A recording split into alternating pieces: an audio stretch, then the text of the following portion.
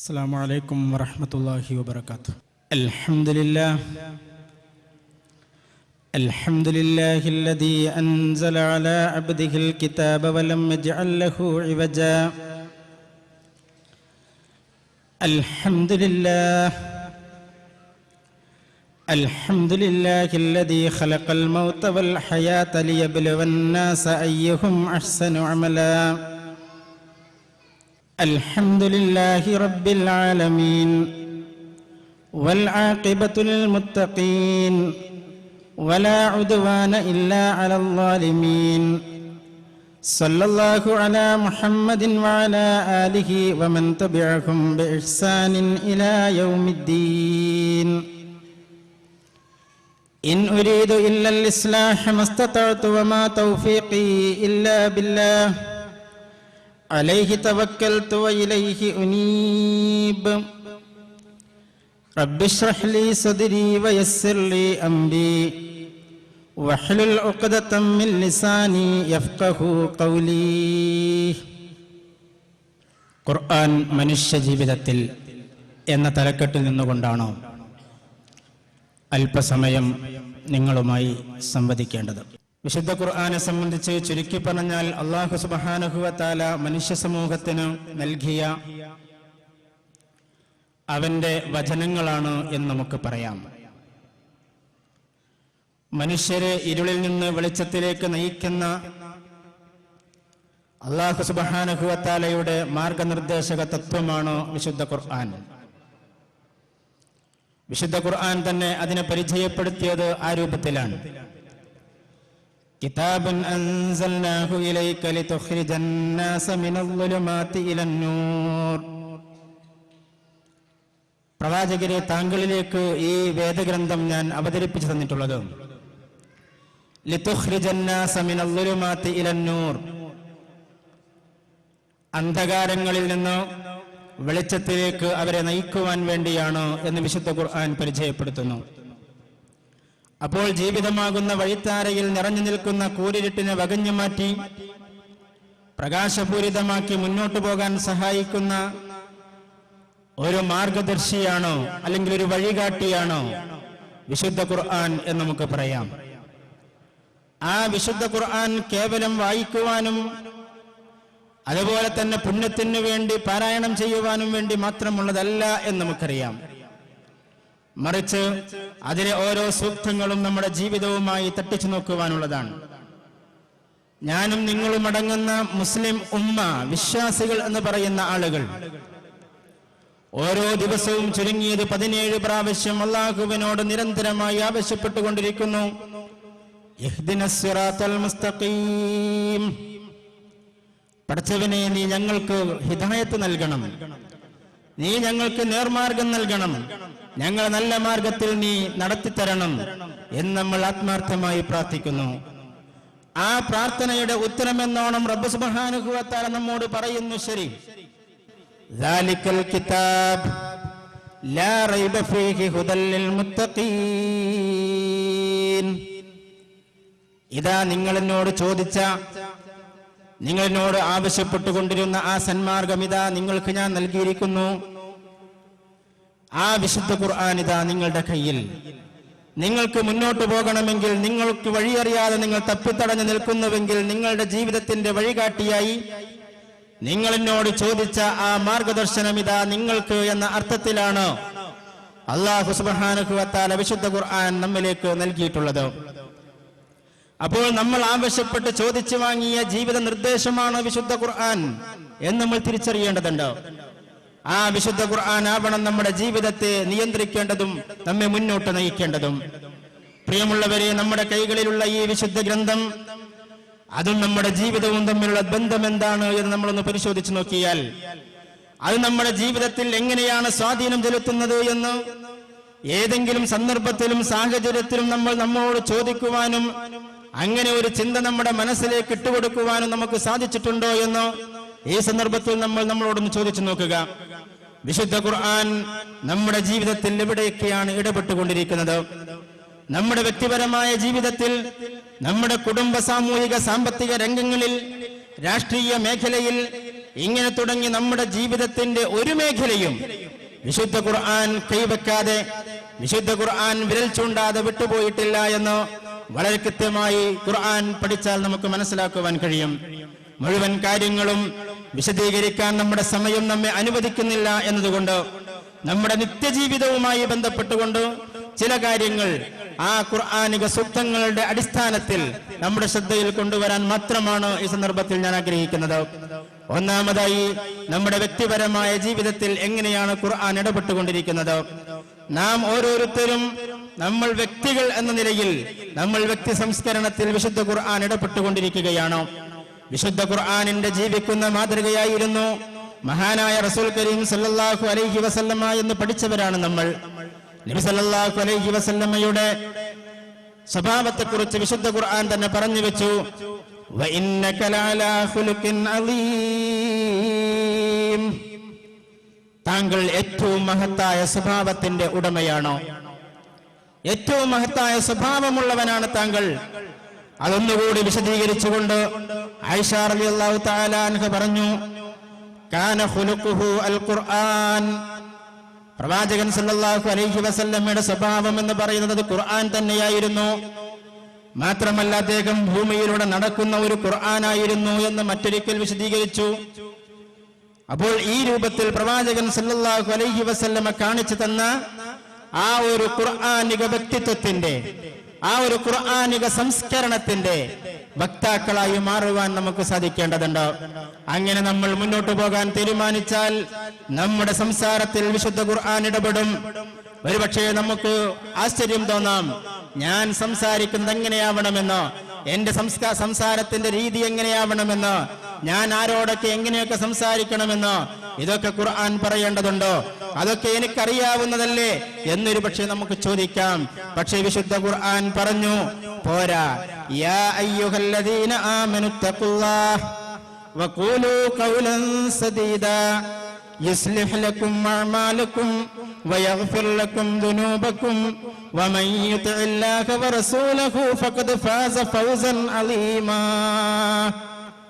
യാ അയ്യുഹല്ലദീന ആമനു തഖുല്ലാഹ്, നിങ്ങൾ അല്ലാഹുവിനെ സൂക്ഷിക്കണം. വഖൂലൂ ഖൗലൻ സദീദാ, നിങ്ങൾ നല്ല വർത്തമാനം പറയണം, സദീദായ ഖൗല് പറയണം. അല്ലാഹുവിനെ സൂക്ഷിക്കുന്നതിന്റെ ഭാഗം, തഖ്വയുടെ ഭാഗമായി പരിചയപ്പെടുത്തുന്നു നിങ്ങളുടെ നല്ല സംസാരം. മാത്രമല്ല, നിങ്ങൾ അങ്ങനെ സംസാരിക്കുന്നുവെങ്കിൽ യുസ്ലിഹ് ലക്കും അഅമാലക്കും, അത് നിങ്ങളുടെ പ്രവർത്തനങ്ങളെ നന്നാക്കി തരും. അതുകൊണ്ട് അല്ലാഹു വയഗ്ഫിർ ലക്കും ദുനൂബക്കും, മാത്രമല്ല നിങ്ങളുടെ പാപങ്ങൾ അതിലൂടെ അല്ലാഹു പുറത്തു തരും. വമൻ യുതിഇല്ലാഹ വറസൂലഹു ഫഖദ് ഫാസ ഫൗസൻ അലീമാ. അല്ലാഹുവിനെയും റസൂലിനെയും അംഗീകരിക്കുന്നതിന്റെ, അല്ലാഹു സുബ്ഹാനഹു വ തആലയെയും അല്ലാഹുവിന്റെ റസൂലിനെയും അനുസരിക്കുന്നതിന്റെ ഭാഗമാണ് നിങ്ങൾ നല്ല വർത്തമാനം പറയുക എന്നത്. നിങ്ങളുടെ വർത്തമാനം നന്നാക്കുക എന്നത് അത് നിങ്ങൾ അല്ലാഹുവിനെയും റസൂലിനെയും അംഗീകരിക്കുന്നു, അനുസരിക്കുന്നു എന്നതിന്റെ ഭാഗമാണ് എന്ന്.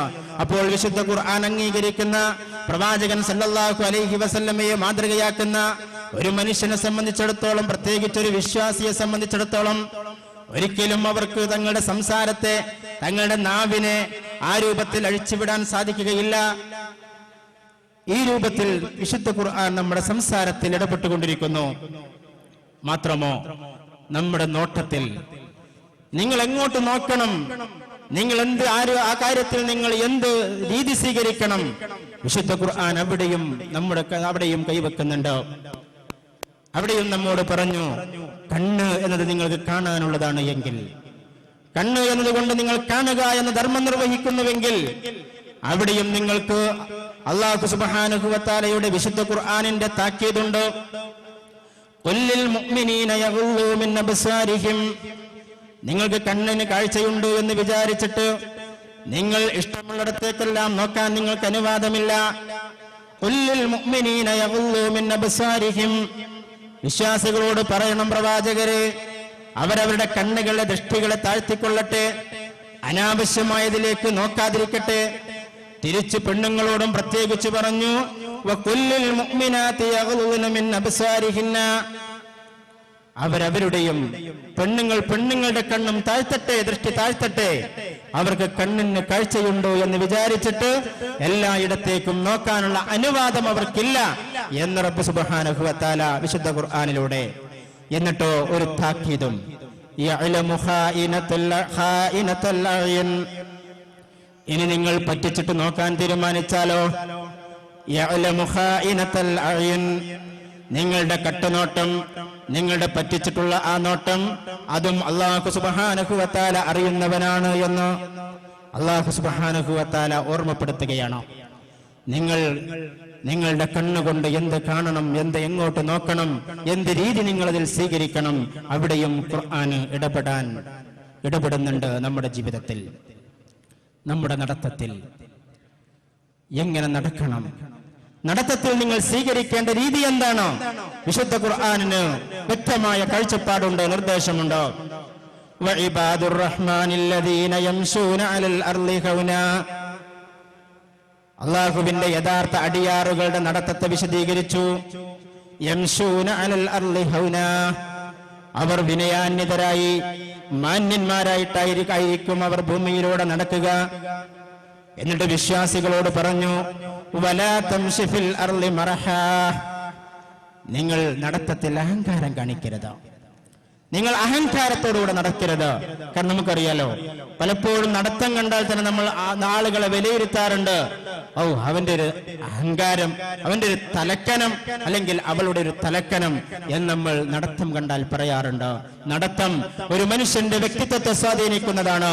അതുകൊണ്ട് മനുഷ്യ, വലാ തംശി ഫിൽ അർളി മറഹാ, നീ ഒരിക്കലും ആ രൂപത്തിൽ നിങ്ങൾ നടക്കരുത്, അഹങ്കാരത്തോടുകൂടി നിങ്ങൾ നടക്കരുത്. അങ്ങനെ നടന്നിട്ടും ഇന്നകലൻ തഖ്രിഖൽ അർള വലൻ തബ്ലുഗൽ ജിബാല തൂലാ, നിനക്ക് ഭൂമി പിളർത്തി അങ്ങോട്ട് താഴേക്ക് പോകാനോ അല്ലെങ്കിൽ നിനക്ക് പർവ്വതത്തേക്കാൾ ഉയർന്നുകൊണ്ട് പോകാനോ നിനക്ക് സാധ്യമല്ല. അതുകൊണ്ട് മാന്യമായി നടക്കുക. വലാ തംശി ഫിൽ അർളി മറഹാ ഇന്നല്ലാഹ ലാ യുഹിബ്ബു കുല്ല മുഖ്താലിൻ ഫഖൂർ. വ്യത്യസ്തമായ രീതിയിൽ അല്ലാഹു സുബ്ഹാനഹു വ തആല നടത്തത്തിൽ ഇടപെടുന്നു. അപ്പൊ നിങ്ങൾ നടക്കുന്നത്, നിങ്ങളുടെ കാലിന് അല്ലാഹു ശേഷി നൽകിയെങ്കിൽ നിങ്ങളുടെ ആ നടത്തത്തിൽ നിങ്ങളുടെ അല്ലാഹുവിനുള്ള വിനയവും അല്ലാഹുവിനുള്ള വിധേയത്വവും എല്ലാം അതിൽ കാണണം. വഖ്സിദ് ഫീ മശീക്, നിന്റെ നടത്തം അത് നീ മിതത്വമുള്ളതാക്കണം. ഇങ്ങനെ അല്ലാഹു സുബ്ഹാനഹു വ തആല നമ്മുടെ ഓരോ കാര്യത്തിലും ഇടപെട്ടുകൊണ്ടിരിക്കുകയാണ്. അപ്പൊ നമ്മുടെ വ്യക്തിപരമായ ജീവിതത്തിലെ ഇങ്ങനെ നമ്മൾക്ക് വളരെ നിസ്സാരമാണ് എന്ന് തോന്നുന്ന എല്ലാ കാര്യങ്ങളിലും അല്ലാഹു സുബ്ഹാനഹു വ തആല ഇടപെട്ടുകൊണ്ടേയിരിക്കുകയാണ്. ഇനിയും നമ്മുടെ കുടുംബ ജീവിതത്തിലേക്ക് കണ്ണോടിച്ച് നോക്കുക, നമ്മുടെ കുടുംബ ജീവിതത്തിലേക്ക് ഒന്ന് കടന്നു നോക്കുക. അവിടെയും നമുക്ക് കാണാം അല്ലാഹു സുബ്ഹാനഹു വ തആലയുടെ വിശുദ്ധ ഖുർആനിന്റെ വ്യക്തമായ ഇടപെടലുകൾ. കുടുംബജീവിതത്തെ, അതുപോലെ തന്നെ കുടുംബ ബന്ധത്തെ അല്ലാഹു സുബ്ഹാനഹു വ തആല പവിത്രമാക്കുകയും അതിനെ അല്ലാഹുവിനോട് തന്നെ ചേർത്ത് പറയുകയും ചെയ്തു വിശുദ്ധ ഖുർആനിൽ. വിശുദ്ധ ഖുർആനിലെ സൂറത്തുൻ നിസായിലെ 1-ാമത്തെ സൂക്തത്തിൽ നമുക്കത് കാണാം. വത്തഖുല്ലാഹല്ലദീ തസാഅലൂന ബിഹി വൽ അർഹാം, നിങ്ങൾ അല്ലാഹുവിനെ സൂക്ഷിക്കണം. നിങ്ങൾ പരസ്പരം അവകാശവാദം ഉന്നയിച്ചു കൊണ്ടിരിക്കുന്ന ആ അല്ലാഹുവിനെ നിങ്ങൾ സൂക്ഷിക്കണം. മാത്രമല്ല വൽ അർഹാം, കുടുംബ ബന്ധം ശിഥിലമാകുന്നത് നിങ്ങൾ കരുതിയിരിക്കണം എന്നും റബ്ബ് സുബ്ഹാനഹു വ തആല ഓർമ്മപ്പെടുത്തി. കുടുംബ ബന്ധങ്ങൾ ഭദ്രമായി നിലനിൽക്കാനുള്ള ശക്തമായ മാർഗനിർദ്ദേശങ്ങൾ നൽകുകയും ചെയ്തു റബ്ബ് സുബ്ഹാനഹു വ തആല. കുടുംബത്തിന്റെ അടിത്തറയായ വൈവാഹിക രംഗത്ത് ശക്തമായ രീതിയിൽ ഖുർആൻ ഇടപെട്ടു. നിങ്ങൾ ഇണയെ അന്വേഷിക്കുമ്പോൾ പരിഗണിക്കേണ്ടത് ദീനും സ്വഭാവവും ധാർമ്മികതയുമാണ് എന്ന് റബ്ബ് സുബ്ഹാനഹു വ തആല ഊന്നി പറഞ്ഞു. വലാ തൻകിഹുൽ മുശ്രികാതി ഹത്താ യുഅ്മിൻ വല അമതും മുഅ്മിനത്തുൻ ഖൈറും മിൻ മുശ്രിക വലൗ അഅജബതുകും, നിങ്ങൾ ഒരിക്കലും അവിശ്വാസിനികളായ മുശ്രിക്കാത്തുകളായ ആളുകളെ നിങ്ങൾ ഒരിക്കലും വിവാഹം കഴിക്കരുത്. ഹത്താ യുഅ്മിന, അവർ വിശ്വസിക്കുന്നത് വരെ. വല അമതും മുഅ്മിനത്തുൻ ഖൈറും മിൻ മുശ്രികത്തിൻ വലൗ അഅജബതുകും, അവരൊരു പക്ഷേ സമ്പത്ത് കൊണ്ടും സൗന്ദര്യം കൊണ്ടും അതുപോലെ സ്ഥാനമാനങ്ങൾ കൊണ്ടും വിദ്യാഭ്യാസം കൊണ്ടും എല്ലാം നിങ്ങളെ അത്ഭുതപ്പെടുത്തിയേക്കാം. എങ്കിലും നിങ്ങൾക്ക് നിങ്ങളുടെ ഇഹലോകത്തെ സമാധാനപൂർണമായ ജീവിതത്തിന്, പരലോകത്തെ മോക്ഷത്തിന് നിങ്ങൾക്ക് നല്ലത് ഒരു അടിമയായ വിശ്വാസിനിയായ സ്ത്രീയാണ് എന്ന് പുരുഷന്മാരോട് പറഞ്ഞു. സ്ത്രീകളുടെ കാര്യത്തിൽ രക്ഷിതാക്കളോട് പറഞ്ഞു, വലാ തുൻകിഹുൽ മുശ്രികീന ഹത്താ യുഅ്മിനൂ വലഅബ്ദും മുഅ്മിനുൻ ഖൈറും മിൻ മുശ്രികിൻ വലൗ അഅജബകും ഉലൈക യദ്ഊന ഇലന്നാർ. രക്ഷിതാക്കളോടാണ് വിശ്വാസിനികളുടെ കാര്യത്തിൽ പറയും, ഒരിക്കലും നിങ്ങളുടെ മക്കളെ, നിങ്ങളുടെ പെൺമക്കളെ നിങ്ങൾ മുശ്രിക്കായ ഒരുത്തന് പിടിച്ച് കെട്ടിച്ചു കൊടുക്കരുത്, വിവാഹം ചെയ്ത് കൊടുക്കരുത്. അവരൊരു പക്ഷേ നിങ്ങളെ ഈ രൂപത്തിലൊക്കെ അത്ഭുതപ്പെടുത്തിയേക്കാം. അതിന് പകരം വല അബ്ദും മുഅ്മിനുൻ ഖൈറും മിൻ മുശ്രികിൻ വലൗ അഅജബകും, നിങ്ങൾ അല്ലാഹു സുബ്ഹാനഹു വ തആലയെ ഭയപ്പെടുന്ന ഒരു വിശ്വാസിയായ അടിമക്ക് നിങ്ങളുടെ മകളെ വിവാഹം കഴിച്ചു കൊടുക്കുക. കാരണം ഉലൈക യദ്ഊന ഇലന്നാർ, അത്തരം ആളുകൾ നിങ്ങളെ, നിങ്ങളുടെ മക്കളെ ഒക്കെ ക്ഷണിക്കുന്നത് നരകത്തിലേക്കാണ്. അതുകൊണ്ട് നിങ്ങൾ ആ രൂപത്തിൽ കാര്യങ്ങൾ ചെയ്യരുത് എന്ന് റബ്ബ് സുബ്ഹാനഹു വ തആല അടിവരയിട്ടു. വിവാഹത്തിൽ മഹറിന് പ്രഥമ സ്ഥാനം നൽകി. എന്തെങ്കിലും നേട്ടം വിവാഹം കൊണ്ട് ആർക്കെങ്കിലും സാമ്പത്തികമായി ഉണ്ടാകുന്നുവെങ്കിൽ അത് സ്ത്രീക്ക് മാത്രമായിരിക്കണമെന്ന് അല്ലാഹു സുബ്ഹാനഹു വ തആല വളരെ കൃത്യമായി രേഖപ്പെടുത്തി. ദാമ്പത്യ ജീവിതത്തിൽ പാലിക്കേണ്ട മര്യാദകൾ, പരസ്പര ബാധ്യതകളും മനോഹരമായി വിശദീകരിച്ചു തന്നു വിശുദ്ധ ഖുർആൻ. നിങ്ങൾക്ക് സമാധാനമേകേണ്ടതും നിങ്ങളുടെ ബന്ധത്തെ വിളക്കി ചേർക്കേണ്ടതും സമ്പത്തല്ലെന്നും പരസ്പര സ്നേഹവും കാരുണ്യവുമാണ് എന്ന് അല്ലാഹു സുബ്ഹാനഹു വ തആല വിശദീകരിച്ചു. വമിൻ ആയാതിഹി അൻ ഖലഖ ലക്കും മിൻ അൻഫുസികും അസ്വാജൻ ലിതസ്കുനൂ ഇലൈഹാ വജഅല ബൈനകും മവദ്ദതൻ വറഹ്മ. അല്ലാഹുവിന്റെ ആയത്തുകൾ, അല്ലാഹുവിന്റെ ദൃഷ്ടാന്തങ്ങളിൽപ്പെട്ടതാണ് എന്ത്? നിങ്ങളിൽ നിന്ന് തന്നെ നിങ്ങൾക്ക് ഇണകളെ സൃഷ്ടിച്ചു തന്നു എന്നത്. എന്തിനു വേണ്ടിയാണ്? ലിതസ്കുനൂ ഇലൈഹാ, നിങ്ങൾക്ക് സമാധാനം കണ്ടെത്താൻ. എന്നിട്ട് അല്ലാഹു പറഞ്ഞു, നിങ്ങളുടെ ആ ബന്ധം, ദാമ്പത്യമായ ബന്ധം, അത് നിലനിൽക്കുകയും വിളക്കി ചേർക്കുകയും ചെയ്യേണ്ടുന്നതിന് നിങ്ങൾക്കിടയിൽ വജഅല ബൈനകും മവദ്ദതൻ വറഹ്മ, നിങ്ങൾക്കിടയിൽ മവദ്ദത്തും റഹ്മത്തും അല്ലാഹു ഉണ്ടാക്കി തന്നു. പ്രേമം മാത്രമല്ല, അതുപോലെ തന്നെ കാരുണ്യവും അല്ലാഹു സുബ്ഹാനഹു വ തആല നിങ്ങളുടെ ജീവിതത്തിൽ വെച്ചു. നമുക്കറിയാലോ, വിവാഹത്തിന്റെ ആദ്യ നാളുകളിൽ നമ്മെ സ്നേഹത്തോടെ മുന്നോട്ട് കൊണ്ടുപോകുന്നത്, അല്ലെങ്കിൽ ഒരുമിച്ച് മുന്നോട്ട് പോകാൻ പ്രേരിപ്പിക്കുന്നത് പ്രേമവും അനുരാഗവും അതുപോലെയുള്ള വികാരങ്ങളുമാണ് എങ്കിൽ, പ്രിയമുള്ളവരെ, റബ്ബ് സുബ്ഹാനഹു വ തആല ദീർഘവീക്ഷണത്തോടുകൂടി ഒരുക്കി വെച്ചത് കണ്ടില്ലേ? റഹ്മത്തും ഉണ്ടാക്കി വെച്ചു. നിങ്ങളൊന്ന് ആലോചിച്ച് നോക്കുക. നമ്മുടെ വീടുകളുടെ അകത്തളങ്ങളിൽ വ്യത്യസ്ത റൂമുകളിലായി കിടന്നുകൊണ്ടിരിക്കുന്ന നമ്മുടെ വല്യപ്പയും വല്യമ്മയുമൊക്കെ, അവർ തമ്മിലുള്ള അടുപ്പവും അവർ തമ്മിലുള്ള സ്നേഹവും എത്രയാണോ!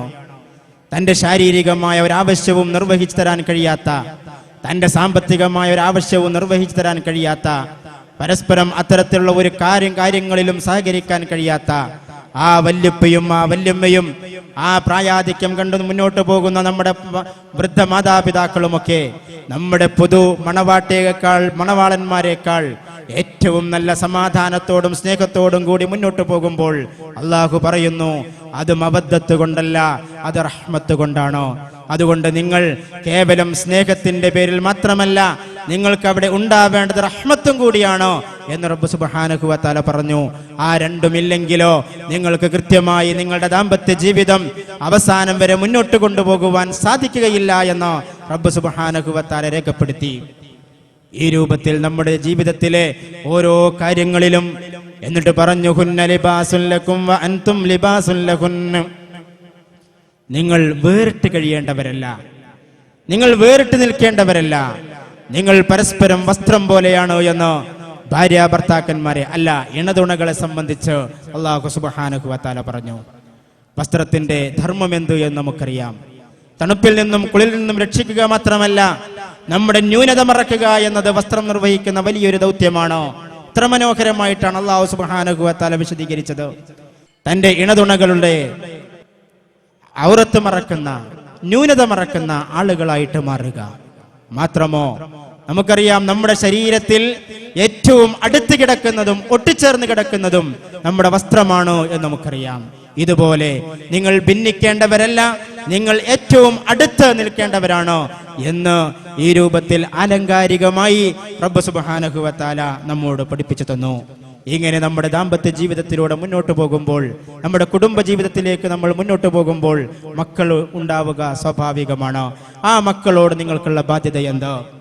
ആ മക്കൾ നിങ്ങളുടെ ജീവിതത്തിന്റെ അലങ്കാരമാണ് എന്ന് റബ്ബ് സുബ്ഹാനഹു വ തആല അൽമാലു വൽ ബനൂന സീനത്തുൽ ഹയാത്തിദ് ദുനിയാ, സമ്പത്തും സന്താനവും അത് അല്ലാഹു സുബ്ഹാനഹു വ തആല നിങ്ങൾക്ക് ഇഹലോക ജീവിതത്തിന്റെ അലങ്കാരമാക്കി തന്നിരിക്കുന്നു എന്ന് പറഞ്ഞു.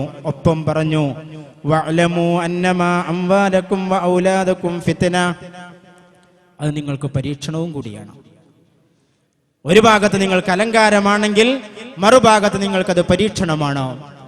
അതുകൊണ്ട് നിങ്ങൾ മക്കളോട് ഏത് രൂപത്തിലാണോ പെരുമാറുന്നത് അതിനനുസരിച്ച് അത് നിങ്ങൾക്ക് അലങ്കാരവും ഉപകാരപ്രദവുമായിട്ട് മാറും.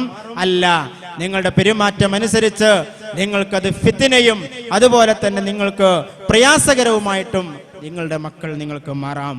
അതുകൊണ്ട് അവരെ സ്നേഹിക്കുവാൻ, അവരെ പരിഗണിക്കുവാൻ, അവരോട് കാര്യങ്ങൾ കൂടിയാലോചിക്കുവാൻ, അവരുടെ കാര്യങ്ങൾ ഇഹലോകത്തിന്റെയും പരലോകത്തിന്റെയും കാര്യങ്ങൾ ശ്രദ്ധിക്കുവാൻ രക്ഷിതാക്കൾക്ക് ബാധ്യതയുണ്ട് എന്ന് പഠിപ്പിച്ചു.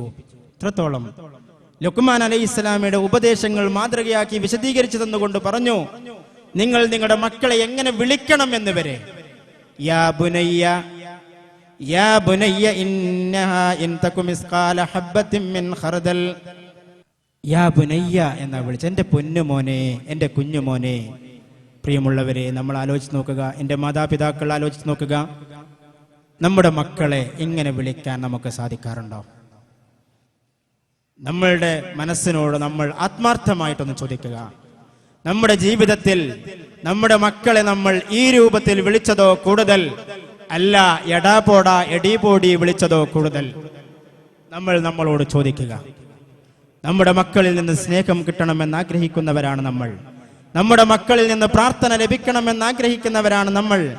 നമ്മുടെ മരണശേഷവും നമ്മുടെ കർമ്മപുസ്തകത്തിലേക്ക് അവരുടെ പ്രവർത്തനങ്ങൾ കൊണ്ട് അമലുകൾ കയറി വരണം എന്ന് ആഗ്രഹിക്കുകയും പ്രതീക്ഷിക്കുകയും ചെയ്യുന്നവരാണ് നമ്മൾ. പക്ഷേ നമ്മുടെ മക്കളോടുള്ള നമ്മുടെ പെരുമാറ്റത്തെക്കുറിച്ച് വിശുദ്ധ ഖുർആൻ സൂചിപ്പിച്ച ഏതെങ്കിലും തരത്തിലുള്ള കാര്യങ്ങൾ നിർവഹിക്കുവാൻ നമ്മൾക്ക് സാധിച്ചിട്ടുണ്ടോ? അവരുടെ ഭൗതിക കാര്യങ്ങൾ ഒരു പക്ഷേ നമ്മൾ നിർവഹിച്ചു കൊടുത്തുകൊണ്ടിരിക്കുന്നു. ലക്ഷങ്ങൾ ലോണെടുത്ത് നമ്മൾ അവരെ പഠിപ്പിക്കുന്നുണ്ട്. നമ്മൾ അവരെ MBBS-കാരാക്കുന്നുണ്ട്, എഞ്ചിനീയറിംഗ് പഠിപ്പിക്കുന്നുണ്ട്, പ്രൊഫഷണൽ കോഴ്സുകൾ പഠിപ്പിക്കുന്നുണ്ട്. ഇതൊന്നും വേണ്ട എന്നതല്ല ഞാൻ പറഞ്ഞത്, എല്ലാം ആവശ്യമാണ്. പക്ഷേ അവരുടെ ഭൗതികമായ ഈ കാര്യങ്ങൾ ശ്രദ്ധിക്കുന്നതോടൊപ്പം അവർ നിങ്ങൾക്ക് തണലാകുന്ന, അവർ നിങ്ങൾക്ക് താങ്ങും തണലുമായി മാറുന്ന യഥാർത്ഥ വിദ്യാഭ്യാസം നൽകാൻ നിങ്ങൾക്ക് സാധിക്കുന്നുവോ എന്നുകൂടി നിങ്ങൾ പരിശോധിക്കേണ്ടതുണ്ട്. നമ്മൾ ഇന്ന് അവരെ പണം കായ്ക്കുന്ന മരമാക്കി മാറ്റാനാണ് ശ്രമിക്കുന്നതെങ്കിൽ ആ പണം കായ്ക്കുന്ന മരമായി മാറുമ്പോൾ നമ്മൾ തടസ്സമാവുകയും നമ്മെ മാറ്റി നിർത്തുകയും ചെയ്യേണ്ടി വരുമ്പോൾ അവരത് ചെയ്യാൻ മടിക്കില്ല. അവർക്ക് നൽകേണ്ടത് നൽകാൻ നമ്മൾ സന്നദ്ധമായില്ല എങ്കിൽ. അതുകൊണ്ട് അവരുടെ ഭൗതികമായ കാര്യങ്ങൾ ശ്രദ്ധിക്കുന്നതോടൊപ്പം റബ്ബ് സുബ്ഹാനഹു വ തആല നമ്മുടെ ബാധ്യതയായിട്ട് പറഞ്ഞു, യാ അയ്യുഹല്ലദീന ആമനു ഖൂ അൻഫുസകും വ അഹ്ലീകും നാറാ. വിശ്വാസികളെ, നിങ്ങൾ നിങ്ങളെ നരകത്തിൽ നിന്ന് കാക്കണം. പോരാ, നിങ്ങളുടെ മക്കളെ, നിങ്ങളുടെ കുടുംബത്തെ എല്ലാം നിങ്ങൾ സ്വർഗത്തിലേക്ക് പോകാനുള്ള വഴിയൊരുക്കി കൊടുക്കണം. അവരെ നരകത്തിന്റെ വിറകാക്കി നിങ്ങൾ മാറ്റരുത് എന്ന് റബ്ബ് സുബ്ഹാനഹു വ തആല പറഞ്ഞു. തഴവ കുഞ്ഞു മുഹമ്മദ് മുസ്ലിയാരുടെ ഭാഷയിൽ പറഞ്ഞാൽ, മക്കൾക്ക് വാപ്പയിൽ നിന്ന് ഹക്കുകളുണ്ട്, അത് വാജിബും സുന്നത്തുമായി കിടപ്പുണ്ട്. നരകത്തെ നിങ്ങൾ സ്വന്തമായി സൂക്ഷിക്കണേ, അതുപോലെ ഭാര്യ മക്കളെയും കാക്കണേ. ഇങ്ങനെ അവരോട് ചെയ്യേണ്ട ബാധ്യതകൾ നിർവഹിച്ചോ നമ്മൾ? അല്ലാഹു സുബ്ഹാനഹു വ തആലയും അതിന്റെ ആ പരിശുദ്ധ കലാമിന്റെ വിശദീകരണമായ റസൂൽ കരീം സല്ലല്ലാഹു അലൈഹി വസല്ലമയുടെ വിശദീകരണവും അനുസരിച്ചുകൊണ്ട് മുന്നോട്ട് പോകാൻ സാധിച്ചോ നമുക്ക്? ഇല്ല എങ്കിൽ ഇഹലോകത്തും നാളെ പരലോകത്തും അവർ നമുക്കെതിരെ തിരിയും എന്ന് നമ്മൾ മനസ്സിലാക്കേണ്ടതുണ്ടോ? ഈ ലോകത്ത് തന്നെ നമ്മെ അറിയാത്തവരായിട്ട് അവർ മാറും. നമ്മളുടെ മരണത്തിന് ശേഷം ഇങ്ങനെ ഒരു വാപ്പയും ഉമ്മയും ഉണ്ടായിരുന്നു എന്ന് ഓർക്കാൻ പോലും കഴിയാത്തവരായിട്ട് അവർ മാറും. ഒരറബി കവി, ഒരു മനുഷ്യൻ, ഒരു പിതാവ്, ഒരു മാതാവ് അല്ലെങ്കിൽ കുടുംബ ബന്ധമുള്ള ആളുകൾ മരണത്തിന് ശേഷം ഖബറിൽ കിടന്ന് വിലപിക്കുന്നതായിട്ട് പറയുന്നുണ്ട്. യമുറു അഖാരിബി ജനബാതി ഖബരി കഅന്ന അഖാരിബി ലം യഅരിഫൂനി ദവൽ മീറാസി യഖ്തസിമൂന മാലി വമാ യഅലൂന അൻ ജഹദൂ ദുയൂനി. എത്ര പ്രയാസം നിറഞ്ഞ അവസ്ഥ.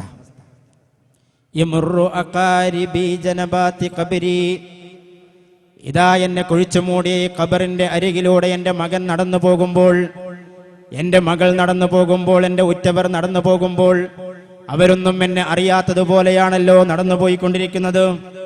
കഅന്ന അഖാരിബി ലം യഅരിഫൂനി, അവരൊന്നും എന്നെ അറിയാത്തതുപോലെ എൻ്റെ ഈ ഖബറിന്റെ അടുത്തുകൂടെ നടന്നു പോയിക്കൊണ്ടിരിക്കുന്നു.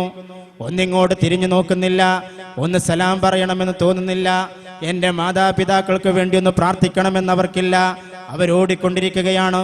മാത്രമോ ഞാൻ ജീവിച്ചപ്പോൾ ഉണ്ടാക്കി വെച്ച എൻ്റെ ആ സമ്പത്ത് അവർ അനന്തരാവകാശികൾ എന്ന ആ രൂപത്തിൽ അവർ അതിനെ ഓഹരി വെക്കുവാനും അത് വിഭജിച്ചെടുക്കുവാനുമുള്ള തിരക്കിലും ബദ്ധപ്പാടിലുമാണ്.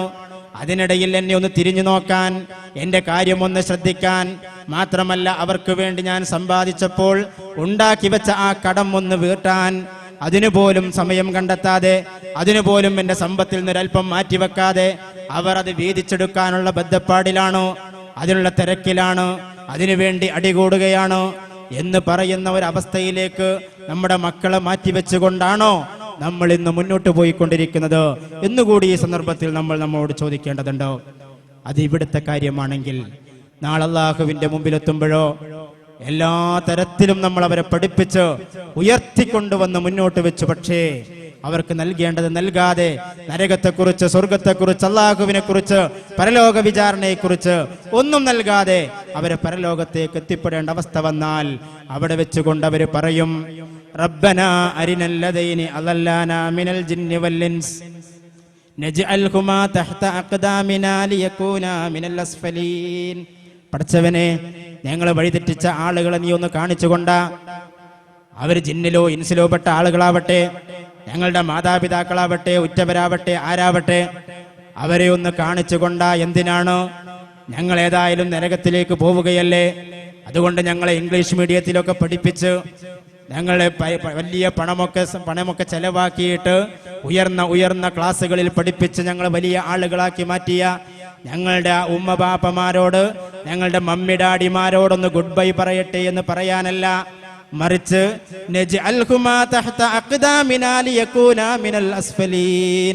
ഞങ്ങളുടെ കാലിന്റെ ചുവട്ടിലിട്ട് ഞങ്ങൾ അവരെന്ന് ചവിട്ടട്ടെ റബ്ബേ. ഞങ്ങൾക്കിതൊന്നും പറഞ്ഞു തരാതെ കേവലം പണം കായ്ക്കുന്ന മരമാക്കി മാറ്റാൻ വേണ്ടി പണിയെടുത്ത ഞങ്ങളുടെ മാതാപിതാക്കളെ ഞങ്ങളുടെ കാലിന്റെ അടിയിലിട്ടൊന്ന് ചവിട്ടിയിട്ട് ഒരല്പമെങ്കിലും ആശ്വാസം കിട്ടുമോ എന്ന് ഞങ്ങൾ നോക്കട്ടെ എന്ന് ആ മക്കൾ പറയുമെന്ന് വിശുദ്ധ ഖുർആൻ നമ്മോട് പറഞ്ഞു തരുന്നുണ്ട്.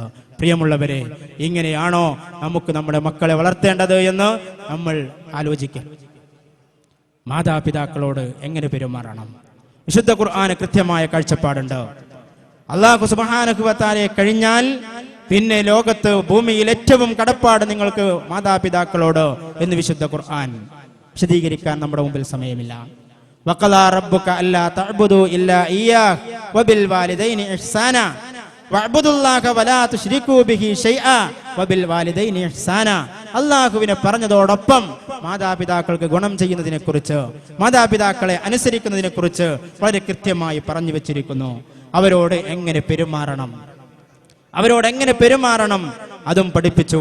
നമ്മൾ മാതാപിതാക്കളോടുള്ള കടമകളാണ് കാര്യമായിട്ട് പറയുകയും കേൾക്കുകയും ഒക്കെ ചെയ്യാറുള്ളത്. അതുകൊണ്ടാണ് മക്കളോടുള്ള ബാധ്യതയിൽ അല്പം ഊന്നി ഞാൻ സംസാരിച്ചത്. വിശുദ്ധ ഖുർആൻ വളരെ കൃത്യമായി നമ്മോട് പറയുന്നു, ഇമ്മാ യബ്ലുഗന്ന ഇൻദകൽ കിബറ അഹദുഹുമാ ഔ കിലാഹുമാ ഫലാ തഖുൽ ലഹുമാ ഉഫ്ഫിൻ വലാ തൻഹർഹുമാ വഖുൽ ലഹുമാ ഖൗലൻ കരീമാ വഖ്ഫിദ് ലഹുമാ ജനാഹ ദുല്ലി മിനർ റഹ്മ വഖുർ റബ്ബിർഹംഹുമാ കമാ റബ്ബയാനി സഗീറാ. നിങ്ങളുടെ മാതാപിതാക്കൾ രണ്ടാളോ ഒരാളോ ആരാവട്ടെ വാർദ്ധക്യം ബാധിച്ച് നിങ്ങളുടെ മുമ്പിലെത്തിയാൽ നിങ്ങളുടെ അടുത്തുണ്ടെങ്കിൽ ഫലാ തഖുൽ ലഹുമാ ഉഫ്ഫിൻ, നിങ്ങൾ അവരോട് ഛേ എന്ന ഒരു വാക്ക് പോലും പറയരുത്. അവരെ മുഷിപ്പിക്കുന്ന, അവരെ ബേജാറാക്കുന്ന, പ്രയാസപ്പെടുത്തുന്ന, അവരുടെ മനസ്സിന്റെ ഉള്ളിൽ തട്ടുന്ന ഒരു വർത്തമാനം പോലും നിങ്ങളിൽ നിന്നുണ്ടാവരുത് എന്ന് റബ്ബ് സുബ്ഹാനഹു വ തആല പറഞ്ഞു. മാത്രമല്ല, നിങ്ങൾ മാന്യമായിട്ട് അവരോട് സംസാരിക്കണം. പ്രിയമുള്ളവരെ, നമ്മൾ ആലോചിക്കേണ്ടതുണ്ട്, നമ്മുടെ നരകവും നമ്മുടെ സ്വർഗവുമാണ് നമ്മുടെ മാതാപിതാക്കൾ. അവർ നമുക്ക് വേണ്ടി സഹിച്ചത് അതൊരിക്കലും നമുക്ക് തിരിച്ചു കൊടുക്കാൻ സാധ്യമല്ല. മഹാനായ റസൂൽ കരീം സല്ലല്ലാഹു അലൈഹി വസല്ലം അത് വിശദീകരിച്ചിട്ടുണ്ട്. അബ്ദുല്ലാഹി ഇബ്നു ഉമർ റളിയല്ലാഹു അൻഹു അത് വിശദീകരിച്ചിട്ടുണ്ട്. ഒരു സഹാബി ഹജ്ജ് നിർവഹിക്കുന്ന, ഉംറ നിർവഹിക്കുന്ന സന്ദർഭത്തിലൊക്കെ അദ്ദേഹത്തിന്റെ മാതാവിനെ തോളിലേറ്റി കഅബാലയം തവാഫ് ചെയ്ത് 7 തവണയും തവാഫ് ചെയ്ത് പ്രയാസം സഹിച്ചുകൊണ്ട് അബ്ദുല്ലാഹി ഇബ്നു ഉമർ റളിയല്ലാഹു അൻഹുവിന്റെ മുമ്പിൽ വന്നുകൊണ്ട് ചോദിച്ചു, ഇതാ എന്റെ മാതാവ് എനിക്ക് വേണ്ടി പ്രയാസപ്പെട്ടതിന്റെ ഭാഗമായി ഇത് അംഗീകരിക്കാമോ? ഞാൻ എന്റെ ബാധ്യത പൂർത്തീകരിച്ചോ? എന്റെ മാതാവിനോടുള്ള ബാധ്യത ഞാൻ പൂർത്തീകരിച്ചോ എന്ന് ചോദിക്കുമ്പോൾ അബ്ദുല്ലാഹി ഇബ്നു ഉമർ റളിയല്ലാഹു അൻഹുവിന്റെ മറുപടി, സഹോദരാ, വലാ ബിസഫ്രത്തിൻ വാഹിദ, അവർ നിനക്ക് വേണ്ടി വിട്ട ഒരു നെടുവീർപ്പിന് പോലും പകരമായിട്ടില്ല. നിന്റെ മാതാവിനെ ഇത്രയൊക്കെയും നീ വലയം വെച്ചു എന്ന് നീ അവകാശപ്പെടുന്നുണ്ടല്ലോ. നിനക്ക് വേണ്ടി നിന്റെ മാതാവ് സഹിച്ച ഒരു നെടുവീർപ്പിന് പോലും പകരമായിട്ടില്ല എന്നാണ് വിശദീകരിച്ചതെങ്കിൽ, പ്രിയമുള്ളവരെ, നമ്മുടെ ജീവിതകാലം മുഴുവൻ നമ്മുടെ മാതാപിതാക്കൾക്ക് ഗുണം ചെയ്താൽ, നമ്മുടെ മാതാപിതാക്കളെ പരിപാലിച്ചാൽ, അല്ലാഹു സുബ്ഹാനഹു വ തആലയുടെ മുമ്പിൽ നമുക്ക് തല ഉയർത്തി നിൽക്കാൻ പറ്റുന്ന അവസ്ഥ പോലും ഉണ്ടാകുമോ എന്ന് നമ്മൾ ആലോചിക്കേണ്ടതുണ്ട്.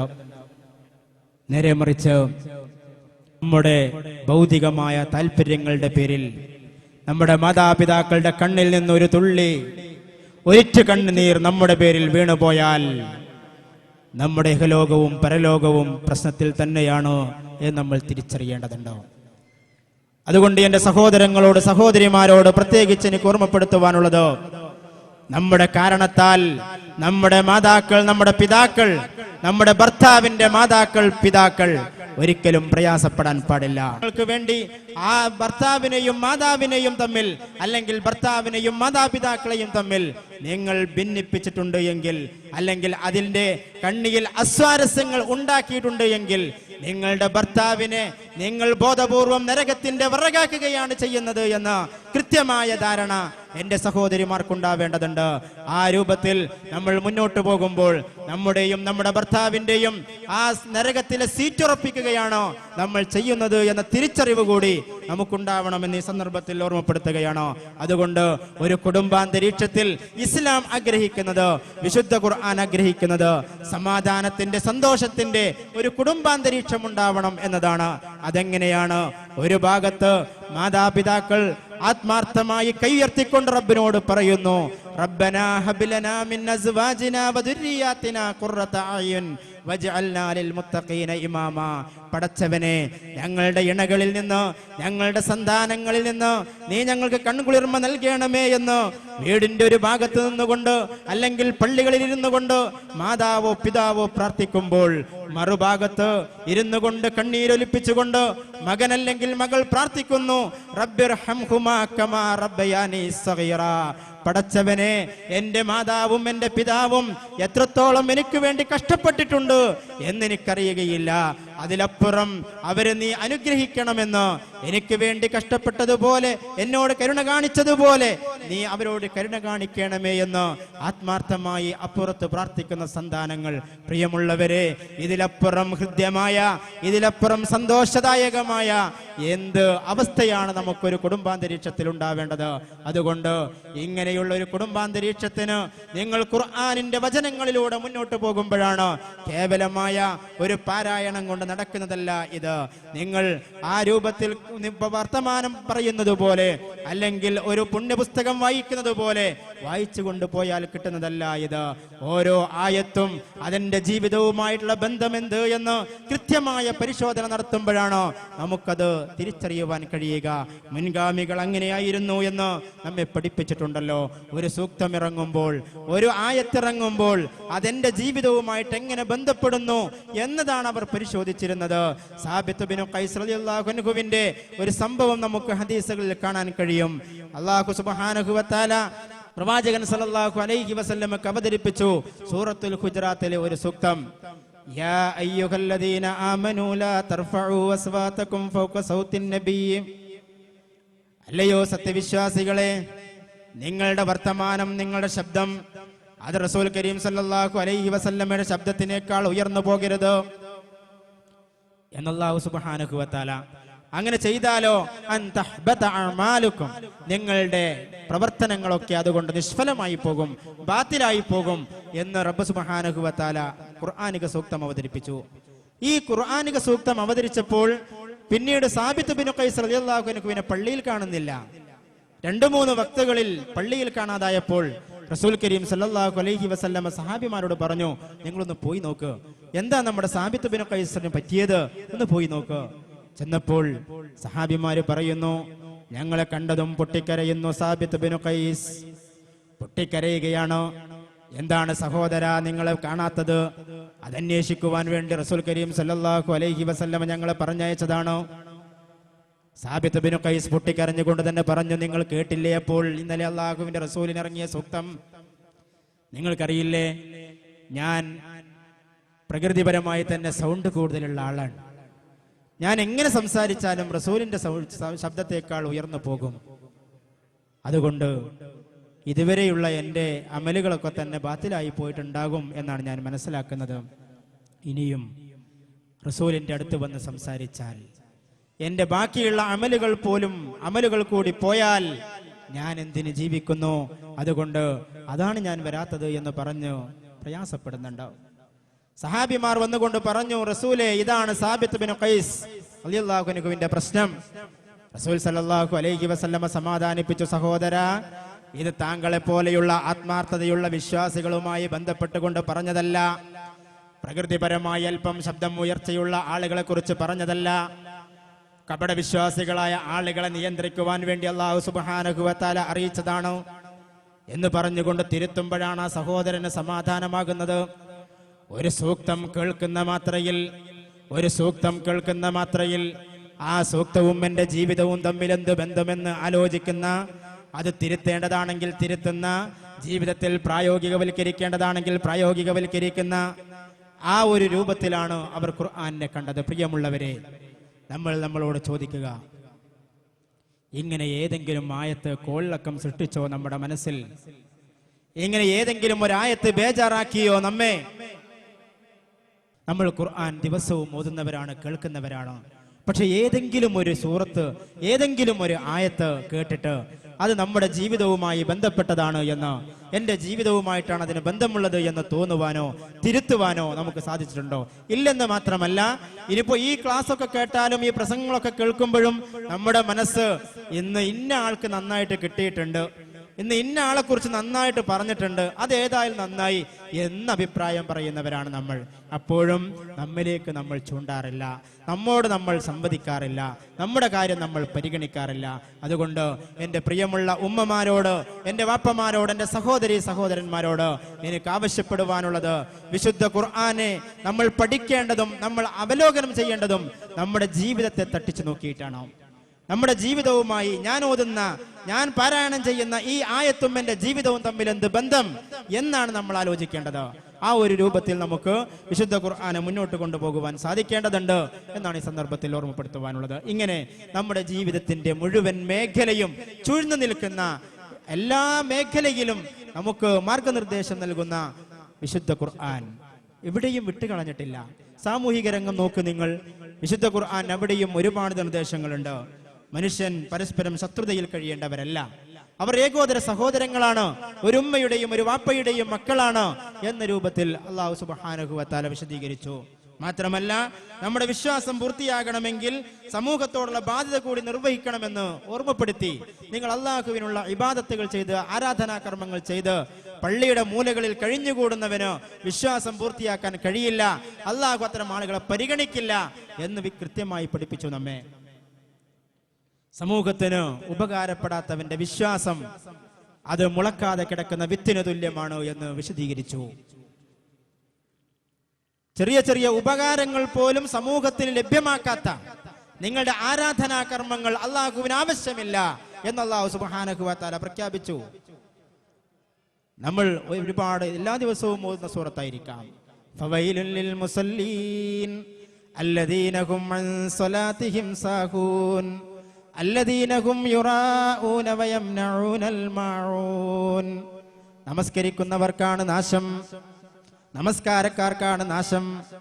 നമസ്കാരത്തെ സംബന്ധിച്ച് അശ്രദ്ധരായ ആളുകളെ കാണിക്കാൻ വേണ്ടി ചെയ്യുന്ന, ആളുകൾക്ക് ചെറിയ ചെറിയ ഉപകാരങ്ങൾ പോലും നിഷേധിക്കുന്ന അത്തരം ആളുകളുടെ നമസ്കാരം എനിക്ക് ആവശ്യമില്ലെന്ന്, അത്തരം ആളുകൾക്ക് ഗുണമല്ല ദോഷമാണ്, രക്ഷയല്ല ശിക്ഷയാണ് ഉള്ളതെന്ന് അല്ലാഹു സുബ്ഹാനഹു വ തആല എടുത്തു പറഞ്ഞു.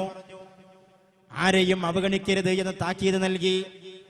നിങ്ങൾ ഉള്ളവരാണെന്നോ ഇല്ലാത്തവരാണെന്നോ, നിങ്ങളുടെ ഗോത്രത്തിന്റെയോ വർഗത്തിന്റെയോ ഭാഷയുടെയോ ഇങ്ങനെ എന്ത് അറിവിന്റെയോ ഏത് മാനദണ്ഡത്തിലും നിങ്ങൾ ആരെയും അവഗണിക്കരുത്, പരിഗണിക്കണം നിങ്ങൾ ആളുകളെ. അല്ലാഹു സുബ്ഹാനഹു വ തആല ഇടപെട്ടില്ലേ? മഹാനായ റസൂൽ കരീം സല്ലല്ലാഹു അലൈഹി വസല്ലമയോട് അബ്ദുല്ലാഹി ഇബ്നു ഉമ്മു മക്തൂം റളിയല്ലാഹു അൻഹു കയറി വന്നപ്പോൾ ഒരൽപ്പം പരിഗണന കുറഞ്ഞു പോയോ എന്ന തോന്നലിൽ അല്ലാഹു സുബ്ഹാനഹു വ തആല തിരുത്താൻ വേണ്ടി 10-16ഓളം ആയത്ത് വിശുദ്ധ ഖുർആനിൽ അവതരിപ്പിച്ചു. എന്തേ റസൂൽ സല്ലല്ലാഹു അലൈഹി വസല്ലമയെ രഹസ്യമായി അല്ലാഹുവിനെ തിരുത്താൻ കഴിയാത്തത് കൊണ്ടല്ലോ. ലോകാവസാനം വരെയുള്ള മുസ്ലിം ഉമ്മ ഒരിക്കലും ഒരാളെയും അവഗണിക്കരുത് എന്ന് അല്ലാഹുവിന് തീർച്ചയുണ്ടായിരുന്നു, അല്ലാഹുവിന് നിർബന്ധമുണ്ടായിരുന്നു. അതുകൊണ്ട് തുടങ്ങിയ ആയത്തുകൾ വെച്ചുകൊണ്ട് ഇന്നും നമ്മോട് പറയുന്നു, നിങ്ങൾ ആളുകളെ പരിഗണിക്കുക, ഒരിക്കലും അവഗണിക്കരുത് എന്ന് നമ്മെ ഓർമ്മപ്പെടുത്തുകയും ചെയ്തു റബ്ബ് സുബ്ഹാനഹു വ തആല. നിങ്ങൾ സംസാരിക്കുമ്പോൾ പോലും അത് ശ്രദ്ധിക്കണം. വലാ തുസഇർ ഖദ്ദക ലിന്നാസ്, നിങ്ങൾ സംസാരിക്കുമ്പോൾ ആളുകളിൽ നിന്ന് മുഖം തിരിഞ്ഞ് സംസാരിക്കരുത് എന്ന് വിശുദ്ധ ഖുർആൻ നമ്മെ ഓർമ്മപ്പെടുത്തി. ആളുകൾക്ക് നിങ്ങൾ അവഗണിക്കുന്നുണ്ടെന്ന് തോന്നരുത്. അവർക്ക് മുഖം കൊടുത്ത് നിങ്ങൾ അങ്ങോട്ട് സംസാരിക്കുകയാണെങ്കിലും ഇങ്ങോട്ട് സംസാരം കേൾക്കുകയാണെങ്കിലും നിങ്ങൾ മുഖം കൊടുത്ത് സംസാരിക്കണം എന്ന് റബ്ബ് സുബ്ഹാനഹു വ തആല ഓർമ്മപ്പെടുത്തി. അഭിമാനം ക്ഷതപ്പെടുത്തുന്നത് നിരാകരിച്ചു. ഒരിക്കലും ഒരാളുടെയും അഭിമാനത്തെ നിങ്ങൾ ക്ഷതപ്പെടുത്തരുത്. അത് അല്ലാഹു സുബ്ഹാനഹു വ തആല നിങ്ങളെ പരിഹസിക്കാൻ നാളെ കോടാനുകോടി ജനങ്ങളുടെ മുമ്പിൽ അല്ലാഹു നിങ്ങളെ പരിഹസിക്കാൻ അത് കാരണമാകും. നിങ്ങൾ ആരും ഉത്തമരല്ല, ആരും ഒരാളെക്കാളും വലിയവരല്ല, ആരെക്കാളും നിങ്ങൾ നല്ലവരല്ല. നിങ്ങൾക്കില്ലാത്ത പല ഗുണങ്ങളും നിങ്ങൾ പരിഹസിക്കുന്ന മറ്റുള്ളവർക്കുണ്ടാകും. അതുകൊണ്ട് നിങ്ങൾ ആരെയും പരിഹസിക്കാൻ യോഗ്യരല്ല എന്ന് റബ്ബ് സുബ്ഹാനഹു വ തആല. മാത്രമോ നിങ്ങൾ ഏഷണിയും പരദൂഷണവും പറയരുത് എന്നും ഖുർആൻ. അങ്ങനെ നിങ്ങൾ ചെയ്യുന്നത് വലാ യഗ്തബ് ബഅ്ദുകും ബഅ്ദാ അയുഹിബ്ബു അഹദുകും അയകുല ലഹ്മ അഖീഹി മൈത. നിങ്ങൾ നിങ്ങളുടെ സഹോദരിയുടെ പച്ചമാംസം, മരിച്ചു കിടക്കുന്ന നിങ്ങളുടെ സഹോദരന്മാരുടെ പച്ചമാംസം ഭക്ഷിക്കാൻ നിങ്ങൾ ഇഷ്ടപ്പെടുന്നുവോ എന്നാണ് അതിനെക്കുറിച്ച് അല്ലാഹു സുബ്ഹാനഹു വ തആല ചോദിച്ചത്. ഇങ്ങനെ പക്ഷേ ഇതൊക്കെ നമ്മോട് ചോദിച്ചാൽ നമ്മളത് ഓതിക്കൊണ്ടിരിക്കുമ്പോഴും അത് ചെയ്യും, അത് വേറെ സംഗതിയാണ്. സൂറത്തുൽ ഹുജറാത്ത് ഓതുമ്പോഴും നമ്മൾ ആരെങ്കിലും നമ്മോട് അന്യരുടെ കുറ്റവും കുറവും പറഞ്ഞു വന്നാൽ നമ്മളത് കേട്ടിരിക്കും. ഒന്നുകൂടി വാക്ചാതുര്യമുള്ളവനാണെങ്കിൽ ആ ഖുർആൻ പൂട്ടിവെച്ച് നമ്മളത് കേൾക്കും. വൈലുൽ ലികുല്ലി ഹുമസത്തിൽ ലുമസ അല്ലദീ ജമഅ മാലൻ വഅദ്ദദ യഹ്സബു അന്ന മാലഹു അഖ്ലദ തുടങ്ങിയ ചെറിയ സൂക്തങ്ങൾ നമുക്കറിയാം. ആ സൂക്തങ്ങൾ പാരായണം ചെയ്യുമ്പോഴും ആളുകളുടെ കുറ്റവും കുറവും പറഞ്ഞ ആളുകൾ നമ്മുടെ അടുത്ത് വരുമ്പോൾ, സഹോദരി, ഇത് പാടില്ലെന്നാണ് ഞാനിപ്പോൾ ഓതിയ ഈ ഖുർആനിക സൂക്തം എന്നോടും നിന്നോടും പറയുന്നത്. അതുകൊണ്ട് പറയാതിരിക്കുക എന്ന് തടയാനല്ല, മറിച്ച് ആ ഗ്രന്ഥം പൂട്ടിവെച്ചുകൊണ്ട് അവരോട് ചേർന്നിരുന്നത് പറയാനാണ് നമ്മൾ ശ്രമിക്കുന്നതെങ്കിൽ എന്താണ് അതിന് കാരണം എന്നുകൂടി നമ്മൾ ഓർത്തു നോക്കുക. നമ്മൾ പഠിച്ചില്ല വിശുദ്ധ ഖുർആൻ, പഠിക്കേണ്ടതുപോലെ പഠിച്ചില്ല വിശുദ്ധ ഖുർആൻ. അതുകൊണ്ട് ആ രൂപത്തിലേക്ക് നമ്മൾ വിശുദ്ധ ഖുർആനെ പഠിക്കുന്ന ഓരോ ആയത്തുകളും നമ്മുടെ ജീവിതവുമായി എന്ത് ബന്ധം എന്ന് പരിശോധിച്ച് നോക്കുവാൻ വളരെ കൃത്യമായി നമ്മൾ ശ്രമിക്കേണ്ടതുണ്ട് എന്നാണ് ഈ സന്ദർഭത്തിൽ ഓർമ്മപ്പെടുത്തുവാനുള്ളത്. നമ്മുടെ സാമ്പത്തിക രംഗവും അതുപോലെ എല്ലാ രംഗങ്ങളിലും വിശുദ്ധ ഖുർആൻ നമ്മെ അടിക്കടി ഓർമ്മപ്പെടുത്തുകയും താക്കീത് നൽകുകയും ചെയ്തുകൊണ്ടിരിക്കുന്നുണ്ട്. നിങ്ങളുടെ സാമ്പത്തിക രംഗം അത് ഹലാലാവണം, നിങ്ങൾ സമ്പാദിക്കുന്നത് ഹലാലാവണം, അള്ളാഹുവിന്റെ മാർഗത്തിൽ നിങ്ങൾ അത് ചെലവഴിക്കണം. നിങ്ങൾ ദൂർത്തടിക്കരുത്, നിങ്ങൾ പിശുക്ക് കാണിക്കരുത്, പലിശയുമായി നിങ്ങൾ ബന്ധപ്പെടരുത്, അതോടൊപ്പം നിങ്ങൾ കടത്തിന്റെ കാര്യത്തിൽ സൂക്ഷിക്കണം തുടങ്ങിയ എല്ലാ നിർദ്ദേശങ്ങളും വിശുദ്ധ ഖുർആൻ നമുക്ക് പറഞ്ഞു തന്നു. വിശുദ്ധ ഖുർആനിൽ നമുക്ക് നമസ്കാരത്തിന്റെ റക്അത്തുകൾ കാണാൻ കഴിയില്ല, അതുപോലെ തന്നെ റമദാനിലെ നോമ്പിന്റെ ഫിഖ്ഹ് കാണാൻ കഴിയില്ല, നമ്മുടെ ഹജ്ജിന്റെ ഫിഖ്ഹ് കാണാൻ കഴിയില്ല. പക്ഷേ ഖുർആനിൽ കടം നിങ്ങൾ കൊടുക്കുമ്പോൾ എന്ത് ചെയ്യണം, വാങ്ങുമ്പോൾ എന്ത് ചെയ്യണം, എങ്ങനെ രേഖപ്പെടുത്തണം, എല്ലാ നിർദ്ദേശങ്ങളും കൃത്യമായി നമ്മെ പഠിപ്പിച്ചു തന്നു. അതുകൊണ്ട് നിങ്ങളുടെ സാമ്പത്തിക രംഗം അത് കൃത്യമാണോ, ഇസ്ലാമികമാണോ, നിങ്ങളുടെ ഖുർആനിനെ അനുസരിച്ചാണോ മുന്നോട്ട് പോകുന്നത് എന്ന് നമ്മൾ പരിശോധിക്കണമെന്ന് ആവശ്യപ്പെട്ടു നമ്മെ. ഇങ്ങനെയുള്ള ഒരുപാട് കാര്യങ്ങൾ വെച്ചുകൊണ്ടായിരിക്കാം മഹാനായ ഇമാം ഗസാലി റഹ്മത്തുള്ളാഹി അലൈഹി നമ്മോട് പറഞ്ഞു വെച്ചു, നിങ്ങൾ ഒരാളെയും തഖ്വ അളക്കരുത് അവരുടെ പല പല കോലം കെട്ടലുകൾ കണ്ടിട്ട്. നിങ്ങൾ ഒരാളെ മുത്തഖിയാണ് എന്ന്, നിങ്ങൾ ഒരാൾ വിശ്വാസിയാണ് എന്ന്, തഖ്വയുള്ളവനാണ് എന്ന് നീ മനസ്സിലാക്കേണ്ടത് അവരോട് നടത്തുന്ന സാമ്പത്തിക ഇടപാട് കൊണ്ടാണ് എന്ന് നമ്മെ ഓർമ്മപ്പെടുത്തി. ലാ യഗുറൻക മിനൽ മർഇ ഖമീസുൻ റകഅ ഔ ഇസാറുൻ ഫൗക കഅബിസ് സാഖി മിൻഹു റഫഅ ഔ ജബീനുൻ ലാഖ ഫീഹി ആസറുൻ ഖദ് ഖലഅ വലദ ദിർഹമി ഫൻദുർ ഗയ്യഹു ഔ വറഅ. ഒരിക്കലും നിന്നെ ആരും വഞ്ചിക്കരുത്. അവരുടെ കണ്ടം വെച്ച കോട്ടുകൾ കണ്ടിട്ട് അവരെന്ന് മുത്തക്കികളാണ് എന്ന് നീ ധരിക്കരുത്. അതുപോലെ തന്നെ അവരുടെ ഞെരിയാണിയുടെ മുകളിൽ കണങ്കാല് വരെ ഉയർത്തിക്കെട്ടിയ ആ മുണ്ട് കണ്ടിട്ടും നീ ഒരിക്കലും അവർ മുത്തക്കിയാണെന്ന് ധരിക്കരുത്. അവരുടെ നെറ്റിയിൽ ഉന്തി നിൽക്കുന്ന നമസ്കാര തഴമ്പ് കണ്ടിട്ടും നീ അവരൊരിക്കലും മുത്തക്കിയാണെന്ന് നീ ധരിക്കരുത്. പിന്നെ അവർ മുത്തക്കിയാണോ എന്ന് പരിശോധിക്കാനുള്ള മാർഗം എന്താണ്? നീ അവരോട് സാമ്പത്തികമായ ഇടപാട് നടത്തി നോക്ക്, 2 രൂപയുടെ ഇടപാട് നടത്തി നോക്ക്. അപ്പോൾ നിനക്കറിയാം അവർ മുത്തഖിയാണോ, വിശ്വാസിയാണോ, ഈമാനുള്ളവരാണോ എന്ന്. അതുകൊണ്ട് സാമ്പത്തികമായ രംഗം അത് ഖുർആനികമായി ആയിട്ടാണോ മുന്നോട്ട് പോകുന്നത് എന്നിടത്താണ് നിങ്ങളുടെ തഖ്വയും നിങ്ങളുടെ വിശ്വാസവും ഉള്ളത് എന്നും ഖുർആൻ നമ്മെ ഓർമ്മപ്പെടുത്തുന്നു. ഇങ്ങനെ നമ്മുടെ ജീവിതത്തിന്റെ ഓരോ മേഖലയും എല്ലാം വിശദീകരിക്കാൻ നമുക്ക് സമയമില്ല എന്ന് ഞാൻ സൂചിപ്പിച്ചു. ഇങ്ങനെ നമ്മുടെ ജീവിതത്തിന്റെ ഓരോ മേഖലയും എടുത്ത് നമ്മൾ പരിശോധിച്ച് നോക്കുക. അങ്ങനെ പഠിച്ചുകൊണ്ട് നമ്മുടെ ജീവിതത്തിലെ ഓരോ മേഖലയും ഖുർആനുമായി തട്ടിച്ചു നോക്കിക്കൊണ്ട് നമുക്ക് നമ്മുടെ ജീവിതം മുന്നോട്ട് കൊണ്ടുപോകാൻ കഴിയുമ്പോഴാണ് നമ്മൾ ചോദിച്ചു വാങ്ങിയ ഈ മാർഗദർശക തത്വമായ ഈ വിശുദ്ധ ഖുർആനിനെ അൽ ഖുർആനു ദസ്തൂറുന, ഞങ്ങളുടെ ഭരണഘടനയാണിത് എന്ന അർത്ഥത്തിൽ നമുക്ക് മുന്നോട്ട് കൊണ്ടുപോകുവാൻ കഴിയുകയുള്ളൂ എന്നുകൂടി ഓർമ്മിപ്പിച്ചുകൊണ്ട് ഞാൻ അവസാനിപ്പിക്കുകയാണ്. അല്ലാഹു സുബ്ഹാനഹു വ തആല യഥാർത്ഥ ഖുർആനിന്റെ യഥാർത്ഥ വക്താക്കളായി മാറുവാൻ നമ്മെ അനുഗ്രഹിക്കുമാറാവട്ടെ. അല്ലാഹു സുബ്ഹാനഹു വ തആല വിശുദ്ധ ഖുർആൻ പഠിക്കാനും പഠിക്കുന്നത് ജീവിതത്തിൽ പകർത്തി മുന്നോട്ട് പോകുവാനും നമ്മോട് കരുണ കാണിക്കുമാറാവട്ടെ. വന്നുപോയ തെറ്റുകുറ്റങ്ങൾ റബ്ബ് സുബ്ഹാനഹു വ തആല നമുക്ക് വിട്ടുപുറത്ത് മാപ്പാക്കി തരുമാറാവട്ടെ. നാളെ അല്ലാഹുവിന്റെ മുമ്പിലെത്തുമ്പോൾ പടച്ചവനെ ഇവരെന്നെ പരിഹസിക്കുകയായിരുന്നു എന്ന് വിശുദ്ധ ഖുർആനെ പരിഹാസ്യമാക്കുകയായിരുന്നു ഇവരെന്ന് ആദരവായ റസൂൽ കരീം സല്ലല്ലാഹു അലൈഹി വസല്ലമയും എതിർസാക്ഷ്യം പറയുന്ന ആളുകളുടെ കൂട്ടത്തിൽ നിന്ന് റബ്ബ് നമ്മെ കാത്തുരക്ഷിക്കുമാറാവട്ടെ. നരകത്തിന്റെ വിറകാകുന്നതിൽ നിന്ന് നമ്മെ, നമ്മുടെ കുടുംബത്തെ റബ്ബ് സുബ്ഹാനഹു വ തആല കാത്തുരക്ഷിക്കുമാറാവട്ടെ. അല്ലാഹുമ്മ നവ്വിർ ഖുലൂബനാ ബിൽ ഖുർആൻ, അല്ലാഹുമ്മ സയ്യിൻ ഖുലൂബനാ ബിൽ ഖുർആൻ, അല്ലാഹുമ്മ തഹ്ഹിർ അഖ്ലാഖനാ ബിൽ ഖുർആൻ.